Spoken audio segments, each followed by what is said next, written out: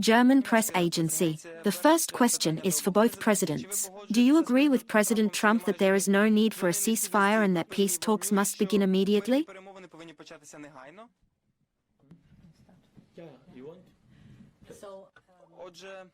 So, I think it's not the wording itself that's that important, but what's really important is what really matters. It's the fact. The fact is that there must be an end to the killings. This is the most important thing. We call it a ceasefire or a peace agreement, stop the killings, that's the first thing.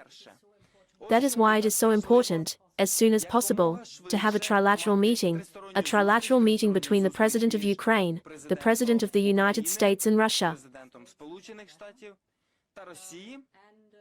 And I think it's very important that there is a clear time frame that should be followed.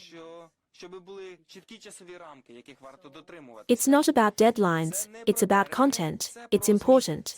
Thank you very much. I totally agree with Ursula and, from the very beginning, I think it happened in March, when the President of the United States, he proposed a ceasefire as the first element of stopping the killings. And we agreed to it, we supported it, and I think it was a strong idea to put pressure on Russia to real negotiations. And now we hear other signals. I think we need to share all this in detail, and what Ursula said, what we talked about in a bilateral format, what we will talk about now with all members of the coalition of willing, with all Europeans.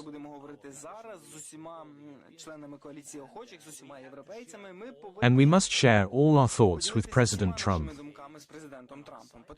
We need the United States to be on our side, and I think President Trump shares that we need peace, but steps toward peace, we need the right, proper steps to get lasting peace.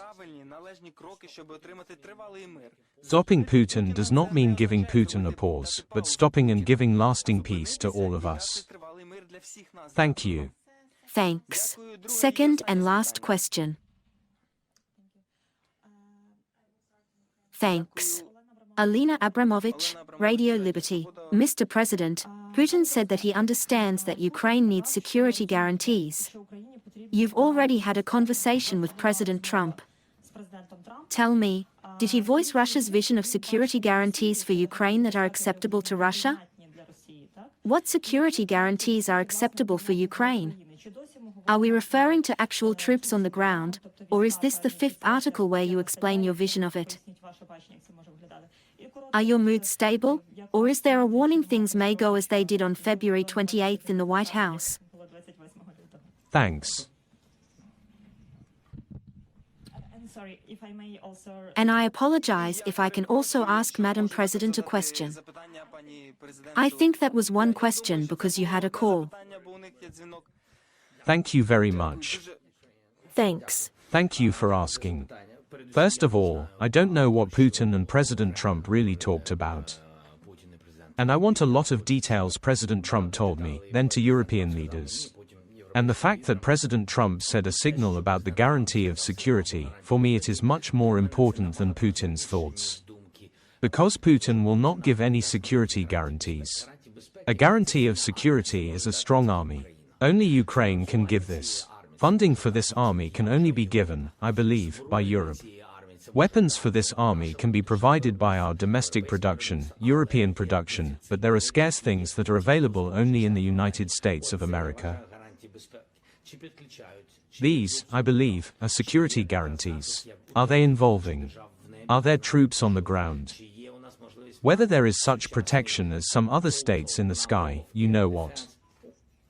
Do we have the opportunity to have a total number of air defense? This is still just a question. We really want to get an answer to them in order to understand what a security guarantee is. What you are talking about, it seems to me, are signals from the Russian side that they will not continue to occupy us. But to be honest, so far these are just words. And at the level of the trilateral meeting, we are ready to speak. As for the White House, I am very productive. And in a good way. In every sense of the word.